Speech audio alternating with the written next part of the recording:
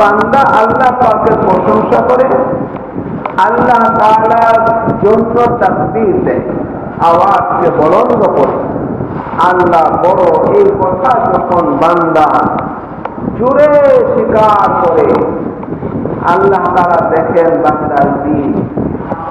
বান্দা আল্লাহ তাআলাকে রাজি করার জন্য, আল্লাহ তাআলাকে খুশি করার জন্য নিজের নিজের আবেগকে প্রকাশ করে দিল জবানের মাধ্যমে যে আমার আল্লাহ বড়, আল্লাহ সম্মানী, প্রশংসা পাওয়ার মালিক হলো আমার আল্লাহ। এই কথাটা যখন প্রকাশ করে দেয়, আল্লাহ পাক বান্দার অন্তরের দিকে তাকাইয়া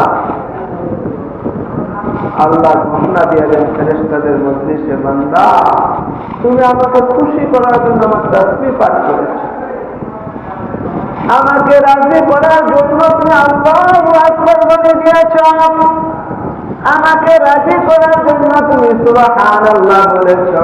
বান্দা তুমি আমাকে রাজি করার জন্য আলহামদুলিল্লাহ বলেছো। বান্দা তুমি আমাকে রাজি করার জন্য লা ইলাহা ইল্লাল্লাহ বলেছো। বান্দা রে, ও ফেরেশতারা সাক্ষী থাকো, আমি আল্লাহ বান্দার জীবনের সমস্ত গুনাহগুলো মাফ করে দিলাম।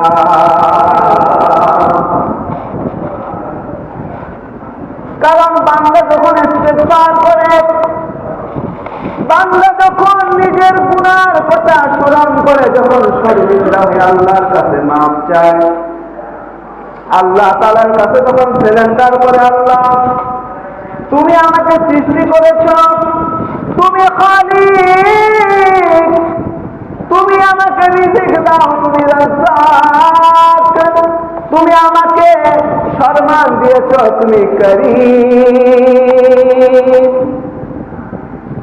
আমি সম্মানের উপযুক্ত না, তারপরে তুমি আমাকে সম্মান দিয়েছো। আমি তোমার উন্নত রিজিক খাওয়ার উপযুক্ত না, তারপরে তুমি আমাকে রিজিক দিয়েছো। তোমাকে ডাকার মতো ওই পবিত্র জবান আমার নাই, আমার জবান অপবিত্র হয়ে গেছে, নাপাক হয়ে গেছে। ওই নাপাক জবানে তুমি তোমার বড়াইয়ের কথা আল্লাহু আকবার বলার তৌফিক দিয়েছো। বান্দা তুমি আমার নাম নিয়েছ, যদিও তোমার জবান নাপাক, তারপর তুমি আমার কাছে ইস্তেগফার করার কারণে, গুনাহ মাফ চাওয়ার কারণে, আমার তাসবিহ তাহলিল পাঠ করার কারণে, আমার প্রশংসা করার কারণে বান্দা তোর জীবনের গুনাহ মাফ করে দিলাম। আল্লাহ সুবহানাহু ওয়া তাআলা বলেন, লা তাকনাতু মির রাহমাতিল্লাহ,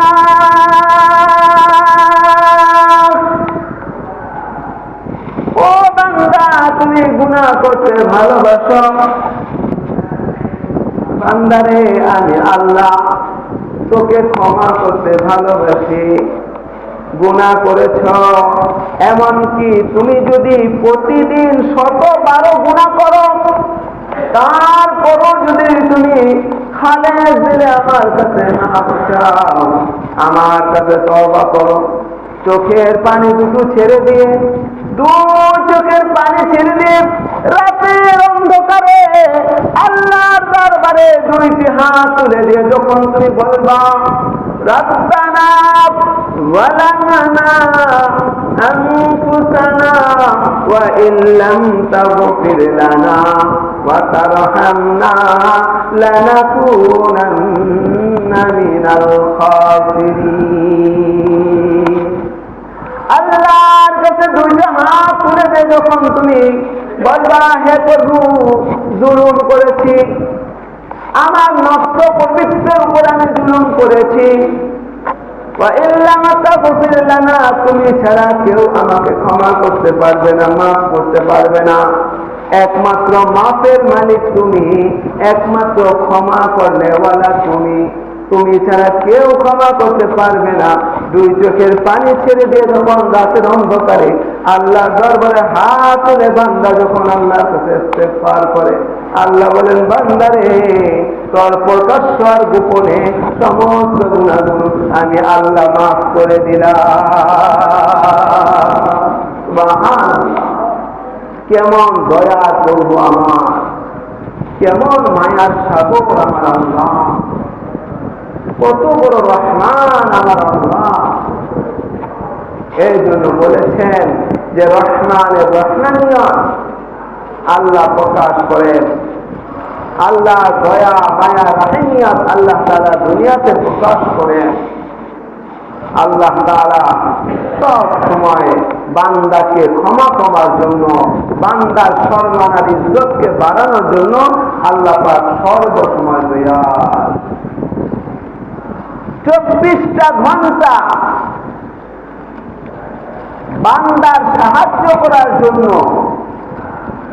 বান্দার বিপদ থেকে বান্দা মুক্তি পাওয়ার জন্য আল্লাহ পাক বান্দার দিকে তাকিয়ে থাকে।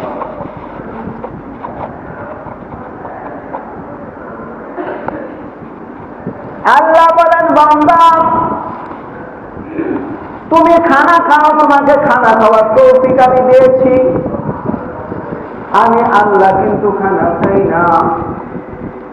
কারণ বান্দা তুমি খানা খাইবা আর খানা খাই আমার প্রশংসা করবা, ইহার দ্বারে আমি আল্লাহ খুশি। খানা খাইবার প্রশংসা করবা, খানা যখন সামনে আসবে বলো আল্লাহুম্মা বারিক লানা ফীমা রাযাকতানা ওয়া কিনা আযাবান নার। খানা সামনে আসছে, দোয়া করো, দোয়া করো। খানা সামনে আসছে, বিসমিল্লাহ বলো। খানার লোকমা মুখে তুলবা, বিসমিল্লাহ ওয়া আলা বারাকাতিল্লাহ বলো।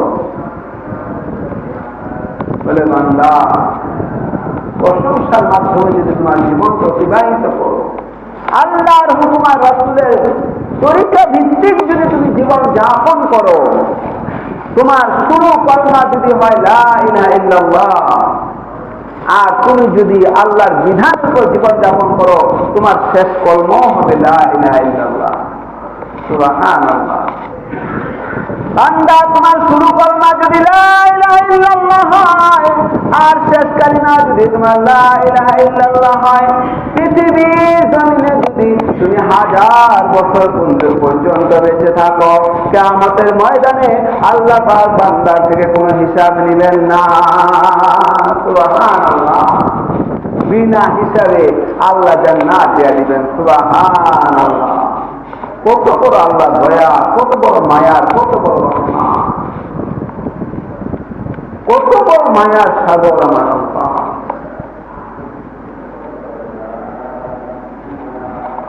এজন্য আল্লাহ পাক বলেন সবচেয়ে তোমার ভালোবাসার বস্তু হলো তোমার আল্লাহ, আর আল্লাহকে পাইতে হলে ইত্তেবা করতে হবে মুহাম্মাদুর রাসূলুল্লাহ। সবচেয়ে সম্মান পাওয়ার মালিক কে বলেন? আল্লাহ। আর অনুসরণ করতে হবে কার? প্যার নবী সরকার কায়নাত, সরকার দু জাহান, সৈয়দুল মুরসালিন, খাতামুন নবিয়্যিন, মদিনার কমলাওয়ালা বিশ্ব নবী মুহাম্মদুর রাসূলুল্লাহ সাল্লাল্লাহু আলাইহি ওয়াসাল্লামের অনুকরণ আর অনুসরণের মাধ্যমে তোমার আমলগুলো আল্লাহ পাকের কাছে কবুল হয়ে যায়। আল্লাহর কাছে বান্দার আমল যদি কবুল না হয়, সেই আমলের কোনো মূল্য না। এই জন্য আমল করতে হবে ইখলাসের সাথে। আজকে ইখলাস কি জিনিস অনেকেই চিনে না, ইখলাস কি জিনিস অনেকেই জানে না। আমার একমাত্র ইবাদত ইখলাস আসবে তাকওয়ার মাধ্যমে। কারো যদি দিলের মধ্যে তাকওয়া থাকে, তাকওয়া কাকে বলে? তাকওয়া হচ্ছে খোদা ভীতি, আল্লাহ পাকের ভয়। দিলের মধ্যে যদি আল্লাহ পাকের ভয় থাকে, সেই লোক ইখলাসের সাথে জীবন যাপন করতে পারে। আল্লাহর ভয় অন্তরে আছে, যে কোনো জিনিস তার সামনে আসে সে তাহকিক করে। তার সামনে খাবার আসছে, সে তাহকিক ছাড়া খায় না, তাহকিক করে খাবারটা হালাল না হারাম, এই খাবারটা দ্বারা আমার দিল জিন্দা হবে না দিলটা মরে যাবে, এটা সে চিন্তা করে, তাহকিক করে। বলে সে খানা খাওয়ার আগেও ভালো ভালো খানা আসতেছে, পোলাও এসেছে, বিরিয়ানি এসেছে, সুগ্রামে ঘর ভরে গেছে, এলাকা ভরে গেছে, কিন্তু সে তাহকিক করে সে খাবারটা খায় না। কেন? আমি যদি এই খাবারটা খাই আমার দিল মরে যাবে, আল্লাহর সাথে আমার বন্ধুত্ব হবে না, ভালোবাসা হবে না। আর আল্লাহর সাথে যদি আমার ভালোবাসা না হয় তাহলে আমার ইবাদত আল্লাহর কাছে কবুল হবে না, না আমার তাকওয়া হলো, না আমার ইখলাস হলো, না আমার রিয়াজত আল্লাহর কাছে কবুল, কিছুই কবুল হবে না। এই জন্য রাসূল সাল্লাল্লাহু আলাইহি ওয়াসাল্লাম বলেন, قال النبي صلى الله عليه وسلم أخلص دينك يكفيك العمل القليل। তোমার দিনকে, তোমার নিয়তকে, তোমার দিলটাকে খাঁটি করো, তোমার নিয়তটাকে খাঁটি করো, তাইলে অল্প আমল যদি করো সে অল্প আমলটা আল্লাহ তাআলার কবুল হবে, আর অল্প আমলের দ্বারা তুমি আল্লাহর কাছে নাজাত পেয়ে যাবে। সুবহানাল্লাহ। অল্প আমল দ্বারা আল্লাহর কাছে পাওয়া। আর যদি ইখলাস না থাকে, তুমি কোটি টাকা দান করেছো মানুষকে দেখানোর জন্য, মানুষের থেকে প্রশংসা পাওয়ার জন্য, কিয়ামতের মাঠে উপস্থিত হবে, দেখবে তার আমল নামায় কোনো নেকি নাই, তার আমল নামায় কোনো নেকি নাই। আল্লাহকে জিজ্ঞেস করবে, আল্লাহ আমার আমল নামায় তো কোনো নেকি নাই, ব্যাপারটা কি, কোনো নেকি নাই কেন? আল্লাহ বলবেন, তুমি তো দান করেছো আমাকে খুশি করার জন্য করো না, তুমি তো বাহবা পাওয়ার জন্য দান করেছিলা, তুমি তো দুনিয়ার প্রশংসা পাওয়ার জন্য দান করেছিলা, সুতরাং তুমি দুনিয়াতে প্রশংসা পেয়ে গেছো, তোমার আমল নামায় নেকির কোন অংশ নাই, কোন অংশ তোমার আমল নামায়। এই জন্য বলা হয়েছে আল্লাহকে খুশি করার জন্য সামান্য থেকে সামান্য যদি আল্লাহর পথে খরচ করা হয়, আল্লাহ পাক কিয়ামতের মাঠে সেটাকে বিশাল আকারে প্রকাশ করবে। এই জন্য বলেছেন, আখলিস দীনাকা ইয়াকফিকাল আমালুল কলিল, তোমার জন্য যথেষ্ট হয়ে যাবে, কাফি হয়ে যাবে, জান্নাতে যাওয়ার জন্য যথেষ্ট হয়ে যাবে অল্প আমল। এই জন্য আমাদের আমলটা সহি করতে হবে, আমলটাকে সহি করতে হবে। যে কোন আমল করব, নামাজ করবো তো আল্লাহকে খুশি করার জন্য, রোজা রাখবো তো আল্লাহকে খুশি করার জন্য, দান করবো তো আল্লাহকে খুশি করার জন্য, সদকা করবো তো আল্লাহকে খুশি করার জন্য। সর্বক্ষেত্রে আল্লাহ, সর্বক্ষেত্রে আল্লাহকে খুশি করার জন্য আমরা আমল করব। সর্বক্ষেত্রে যখন আমল আল্লাহর জন্য করবো, আল্লাহ খুশি হবে। আমার নেক আমলের মধ্যে, আমল নামার মধ্যে আমার আমলগুলো জমা হয়ে থাকবে, দেখা যাবে আখিরাতের মধ্যে বিশাল আমলের পাহাড়। বান্দা আল্লাহকে দেখে বলবেন, আল্লাহ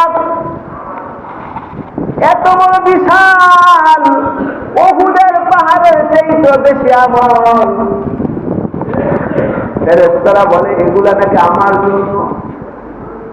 প্রভু হে, পৃথিবীর মধ্যে আমি গরিব ছিলাম, এত আমল করার সুযোগ তো আমার পৃথিবীতে ছিল না, আমি এত আমল করি নাই। আমার সামনে ধনী ব্যক্তি বড় বড় গরু কুরবানি দিয়ে মানুষকে বন্টন করেছে, রমজান এসেছে যাকাত দিয়ে দিয়ে, গরিবকে যাকাত দিয়ে দিয়ে তাদের আমল নামাটা বিশাল হয়েছে। গরিবকে দান করেছে, সদকা করেছে, খায়রাত করেছে, আমি তো সেগুলো পারি নাই। তবে ওই ধনী ব্যক্তির চাইতে বেশি বড় আমল নামা এত বিশাল কি করে হলো? এটা তো মনে হয় আমার আমল নামা না। আল্লাহ বলবেন, বান্দা এটা তোমার আমল নামা, কারণ তোমাকে আমি তৌফিক দেই নাই। বড় লোক দান করেছে না, আফসোস করেছো। আমি যদি তার মতো টাকার মালিক হইতাম, আমি তার চাইতে বেশি আল্লাহর রাস্তায় দান করতাম। তুমি আফসোস করেছ, তোমার আফসোস দিলেন মালিক আল্লাহ। অন্তর জমিন আমার আল্লাহ। বলে আল্লাহ অন্তর দেখেন, অন্তরের খবর রাখেন। বান্দা দিলের মধ্যে আক্ষেপ রেখেছে, আশা রেখেছে, দিলের মধ্যে তামান্না রেখেছে। আল্লাহ বলেন, বান্দা ওই লোক আল্লাহ রাস্তায় দান করে যতটুকু না সব পেয়েছে, আমি আল্লাহ তোমার আমল নামায় তার চেয়েও বেশি সুসব দিয়ে দিয়েছি। সুবহানাল্লাহ। কিসের মাধ্যমে ভাই? নিয়ত, তাকওয়ার মাধ্যমে, নিয়তের মাধ্যমে। তার নিয়তটা ভালো ছিল। আর ওই ধনী, তার নিয়তের মধ্যে ছিল দুনিয়া, এই জন্য তার আমল নামায় নেকি জমা হয় না। হ্যাঁ, ধনীও যদি ইখলাসের সাথে দান করে, তার আমল নামায়ও তারা কিয়ামতের মাঠে এরকম নেকের পাহাড় দেখতে পাবে, তারাও দেখতে পাবে। এই জন্য সর্বক্ষেত্রে, সর্ব অবস্থাতে আল্লাহ তাআলাকে রাজি করার জন্য তাকওয়া অর্জন করতে হবে। তাকওয়ার বিকল্প নাই। তাকওয়া ছাড়া কোন মানুষ আখিরাতে দামি হতে পারবে না। আল্লাহর ভয় ছাড়া কোন মানুষ আখিরাতে দামি হতে পারবে না। ইখলাস ছাড়া কোন মানুষ আখিরাতে দামি হতে পারবে না। প্রত্যেকটা কাজের মধ্যে ইখলাস। নবী আলাইহিস সালাতু ওয়াস সালামের আমলের মধ্যে ইখলাস ছিল। তারা যে কোন আমল করেছেন আল্লাহকে রাজি করার জন্য করেছেন। নবী আলাইহিস সালাতু ওয়াস সালামরা যে কোন আমল করেছেন আল্লাহকে রাজি করার জন্য করেছেন। ছোট্ট ছোট্ট আমল হুজুর আকরাম সাল্লাল্লাহু আলাইহি ওয়াসাল্লাম আমাদেরকে শিক্ষা দিয়েছেন যে তোমরা ছোট্ট ছোট্ট আমল করো, এটা দ্বারা ইখলাসের সাথে করো, তুমি কিয়ামতের মাঠে নেকির পাহাড় দেখতে পাবে। তুমি মসজিদে প্রবেশ করতেছ, তুমি সুন্নত পালন করে মসজিদে প্রবেশ করো। সুন্নত পালন করার কি বলে? তুমি প্রথমেই ডান পায়ে মসজিদে প্রবেশ করো, দরুদ শরীফ পড়ো, দোয়া পড়ো, আল্লাহ রাসূলের উপরে সালাম প্রেরণ করো। তারপরে তুমি ডান পায়ে মসজিদে প্রবেশ করো।